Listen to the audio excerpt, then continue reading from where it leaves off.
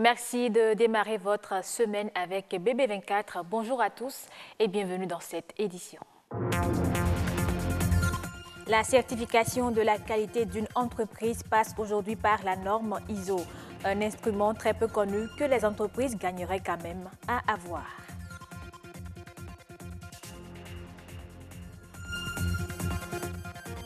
Qui mieux que les femmes peuvent lutter pour améliorer leur statut économique et social si ce n'est elles-mêmes? Elles l'ont vite compris et s'investissent déjà.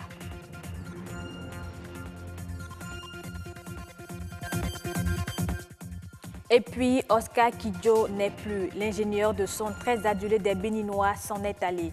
Suivez dans ce journal un hommage que lui rend Justin Soussou, ami de disparu.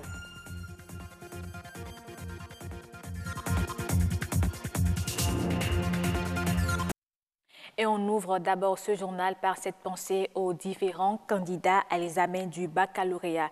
Ils vont affronter à partir d'aujourd'hui et ce durant 3 jours les épreuves écrites. Les compositions ont démarré sur toute l'étendue du territoire national. Bonne chance donc à tous les candidats. La certification ISO, un instrument de management de qualité pour accroître les performances en entreprise. Au Bénin, dans le secteur privé comme dans le public, très peu de sociétés s'engagent dans un système de management de qualité pour la certification ISO. Comment obtenir la certification ISO et que gagnent les entreprises certifiées à la norme? Réponse dans ce reportage de Patrick Adiaboujou.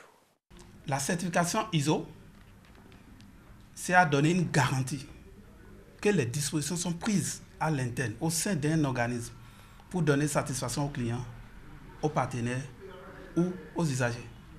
La certification ISO, un référentiel qui met en priorité au sein des entreprises l'efficacité dans les prestations et la satisfaction des exigences des clients. C'est un instrument de management de qualité délivré par un organisme certificateur à l'issue d'un contrôle de qualité. D'abord à l'interne de l'organisation. Le personnel de l'organisation gagne en qualification, en compétences et en professionnalisme. Au niveau externe, c'est que les clients, les partenaires ou les usagers d'un organisme trouvent leur compte dans la satisfaction de leurs besoins et attentes. La certification ISO n'est pas une obligation, mais le marché l'impose. Obtenir la certification ISO, c'est bâtir une entreprise solide et dynamique, centrée sur l'amélioration continue de la qualité à l'interne et auprès des investisseurs. Dès que vous injectez par exemple de l'argent en tant que bailleur, vous êtes sûr que vous avez les reporting à temps, vous êtes sûr que l'argent est bien géré parce que le flux financier est bien tracé, nous avons de la traçabilité par rapport à tout ce qui est fait. Vous constatez finalement quand le système est mis en place qu'il y a beaucoup de gaspillage que vous faisiez, que la démarche qualité vient corriger. Donc, automatiquement, ça constitue le premier gain que fait l'entreprise, c'est-à-dire l'augmentation du chiffre d'affaires, l'augmentation de la crédibilité vis-à-vis des clients et même à l'international, l'augmentation de la notoriété de l'entreprise même. Tout cela est pris en compte et c'est ça le retour cash qu'obtient toute entreprise qui va à la certification ISO. L'Office de radiodiffusion et télévision du Bénin, ORTB, s'est engagé depuis l'installation en décembre 2016 de l'actuel directeur général, Joël Rundolo, dans une nouvelle dynamique pour l'obtention de sa certification ISO. Nous avons observé qu'au niveau de l'ORTB, il y avait déjà certains cadres et responsables qui réfléchissaient à travers un comité à la mise en place d'un petit référentiel. Donc lui, quand il est arrivé, il a voulu faire quelque chose de durable, de permanent, qui soit inscrit dans une norme internationale. L'organe du service public veut s'inscrire dans un système de management de qualité assez sûr des performances reconnues à l'international. Nous allons bientôt, très bientôt, dans les prochains jours, installer ce qu'on appelle le périmètre sur lequel notre expérimentation va se faire. Ça peut être la télévision nationale, ça peut être BB24 qui nous accueille là, ça peut être la radio nationale et autres. La norme ISO a une durée de validité de 3 ans. Toute entreprise peut l'obtenir pour mieux vendre le label d'un produit ou d'un service, peu importe le domaine d'activité. Ça a été le cas de l'assolement par exemple. Non seulement notre cœur de métier qui est la manutention, nous l'avons certifié, Nous avons aussi certifié les activités secondaires, en l'occurrence la conciliation maritime et le transit. La certification ISO, une reconnaissance internationale devenue incontestablement une mine d'opportunités pour se distinguer des autres et s'imposer au-delà des frontières. Et comme cela a été dit, l'Office de radiodiffusion et télévision du Bénin ORTB s'est engagé dans le processus de la certification ISO. Depuis l'installation du directeur général Joël Rundolo, l'organe du service public a opté pour la mise en place d'un système de gestion et de management de qualité. Jocelyne Aladaye est en charge de la direction de l'inspection générale de l'ORTB. Elle explique les intérêts et les objectifs pour l'Office d'aller à la certification ISO. Elle est au micro de Patrick Adjagoujou. Nous avons commencé déjà par la mise en place d'une inspection de la qualité dont j'assure la charge au niveau de l'ORTB. Et avec cela, nous avons été rechercher un cabinet qui est expert dans le domaine du management de la qualité pour nous accompagner en interne. Et ils pourront nous donner cette reconnaissance de conformité par rapport à certaines exigences, des exigences réglementaires et légales. Est-ce que nous respectons nos lois internes, d'abord les lois de la République par rapport au secteur audiovisuel? Est-ce que nous avons également des textes en interne que nous avons pris et que nous respectons correctement? Est-ce que nous observons aussi les exigences contractuelles quand nous avons des contrats avec des clients, des partenaires? Est-ce que nous observons bien tout ce que nous avons inscrit dans nos contrats? Est-ce que nous avons mis en place notre système qualité interne pour savoir que nous appuyons sur des piliers, sur des aspects, notamment la traçabilité des choses? Est-ce qu'en interne, nous avons des fiches de poste? Est-ce que la hiérarchie est bien suivie? Est-ce que la relation de l'information ascendante et descendante et l'horizontale, est-ce que c'est respecté? Est-ce que nous respectons nos heures de travail? Tout cela, ça fait partie des référentiels que nous allons mettre en place avec ce cabinet pour obtenir ces certifications ISO qui portent l'ORTB vers plus de crédibilité et de performance. Nous allons bientôt, très bientôt, dans les prochains jours, installer ce qu'on appelle le périmètre sur lequel notre expérimentation va se faire. Ça peut être la télévision nationale, ça peut être BB24 qui nous accueille là, ça peut être la radio nationale et autres. Nous avons commencé par déjà impacter le top management à travers tous les directeurs centraux et techniques et les inspecteurs qui ont été briefés par ce cabinet justement qui a été choisi, et ils ont compris complètement les bases et fondements de la qualité et ils ont été sensibilisés à la norme ISO. L'amélioration du statut social et économique des femmes au sein de leur foyer et de leur communauté préoccupe aujourd'hui plus d'un. La réussite de cet objectif pourrait avoir un impact direct sur la sécurité alimentaire et elles se battent pratiquement tous les jours pour y arriver. Marcel Arrossi. Les femmes apportent une contribution énorme à l'économie. Pourtant, elles restent aussi touchées de manière disproportionnée par la pauvreté. Plusieurs organisations aujourd'hui, comme la coalition Nutrition sans frontières, sont à la recherche de stratégies pour améliorer les conditions de vie des femmes. Leur priorité, l'unité d'action. Tant que nous ne nous mettons pas ensemble et que nous ne travaillons pas ensemble, que ça ne peut pas marcher.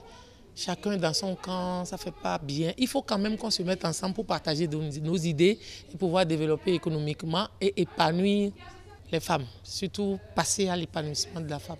Alors, on apporte des modèles à ces gens-là pour voir comment on peut faire avec ce qu'on a maintenant ici, les ressources locales, et ne pas attendre d'être recrutés, quoique ce serait très souhaitable, mais déjà démarrer une mobilisation. Se battre avec ses propres moyens pour s'arracher une place de choix, quel que soit le domaine, c'est la stratégie ici. Entre autres idées rentables à promouvoir, la transformation de la tomate en est une. Nous comptons mettre en œuvre la transformation de la tomate. Ce que nous avons commencé quelque part avec les Japonais. On aimerait étendre ça à toutes les femmes. Bientôt, c'est la saison des tomates pourries. Là, on voit nos tomates pourries sans rien faire. Donc, de façon artisanale, on peut faire la conservation de ces aliments, précisément de la tomate, qui peut nous permettre d'avoir de la tomate pendant 1 an. Le soutien et l'accompagnement des hommes sont peut-être des facteurs déterminants pour la réussite de leur combat. partout où les femmes sont, comme je le dis souvent, il y a de la vie, il y a de la joie et il y a de l'amour. Et donc nous avons le devoir d'encourager les femmes à s'unir autour de plusieurs types de projets, de les encourager à continuer à maintenir cette dynamique-là. L'investissement dans l'autonomisation économique des femmes serait une voie sûre vers l'éradication de la pauvreté. La Banque mondiale apporte 15 millions de dollars, soit 9 milliards 750 millions de francs CFA à l'Organisation pour l'harmonisation en Afrique du droit des affaires OHADA. Ce don sera affecté au financement de la deuxième phase du projet d'amélioration du climat des investissements PACI, dont les composantes couvrent le renforcement des capacités des institutions de l'OHADA dans l'exécution de leur mandat opérationnel, l'appui à la mise en œuvre du projet de l'amélioration de l'information financière des entités. En 2017, la Namibie est devenue le deuxième contributeur au commerce intra-africain devant le Nigeria. Le pays aurait inscrit un volume d'échanges commerciaux intra-africains qui représente une hausse de 12,7% par rapport à l'année 2016. Cette performance serait principalement due à l'industrie des minéraux précieux qui a connu une croissance dans la vente de diamants bruts à 15% en 2017.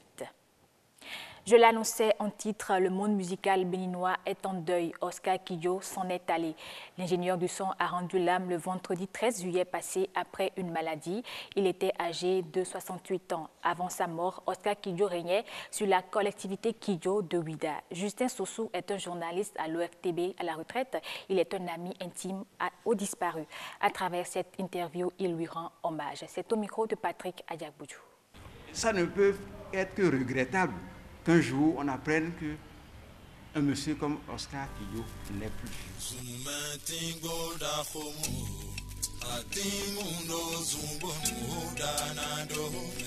C'est le symbole même de l'amour du travail bien fait. La rigueur, cette manière de gérer non seulement son emploi du temps, mais l'emploi du temps de ceux avec qui il travaille, j'ai trouvé ça génial. Parce que si vous voulez réussir, il faut de la rigueur. Un homme reste un homme, mais il ne m'a jamais déçu. La vie que Oscar Kidjo a menée, c'est une vie de combattant. Il faut se battre. Rien n'est gratuit. Si vous voulez réussir, vous allez accepter les sacrifices. Jusqu'à ces derniers mois, Oscar Kidjo a été intronisé à Ouida. Lorsqu'un roi, quelqu'un qui est sur le trône décède, on ne dit pas qu'il est décédé, on dit qu'il fait nuit, tout simplement.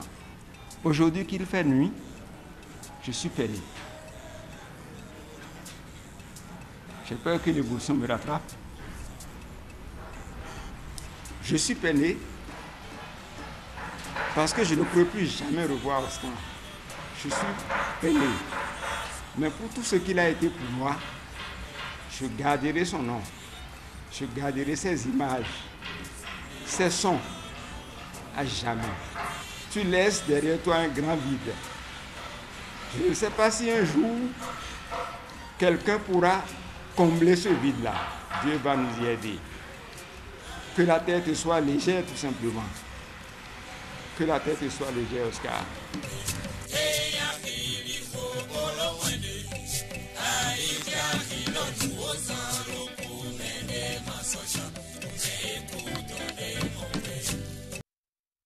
Toutes nos condoléances donc à la famille du disparu. Fin de ce journal. Merci de l'avoir suivi. Je vous retrouve avec plaisir à 19h45 pour d'autres informations.